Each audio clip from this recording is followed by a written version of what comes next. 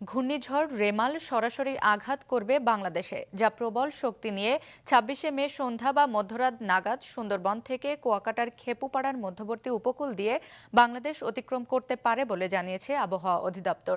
বর্তমানে বঙ্গোপসাগরে নিম্নচাপ অবস্থান করছে, যা আজ রাতে গভীর নিম্নচাপ এবং শেষ রাতের দিকে ঘূর্ণিঝড় রেমালে পরিণত হতে পারে।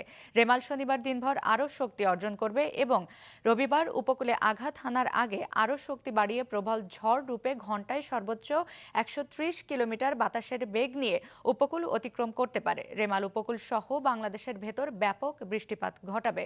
পার্বত্য এলাকায় তাই ভূমিধসের শঙ্কাও রয়েছে বলে জানিয়েছে আবহাওয়া অফিস। এখন যেই অবস্থানটা দেখাচ্ছে তার কেন্দ্রটাই বাংলাদেশের উপরে দেখাচ্ছে এই অবস্থায়।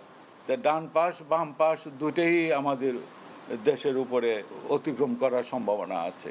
সিভিয়ার সাইক্লোনের সম্ভাবনা আছে ভেরি নিয়ার দ্য যখন কোস্টের কাছাকাছি আসবে সেই সময়টা। আগামীকাল রাত থেকেই বৃষ্টিপাত শুরু হয়ে যাবে আমাদের উপকূলীয় জেলাগুলো।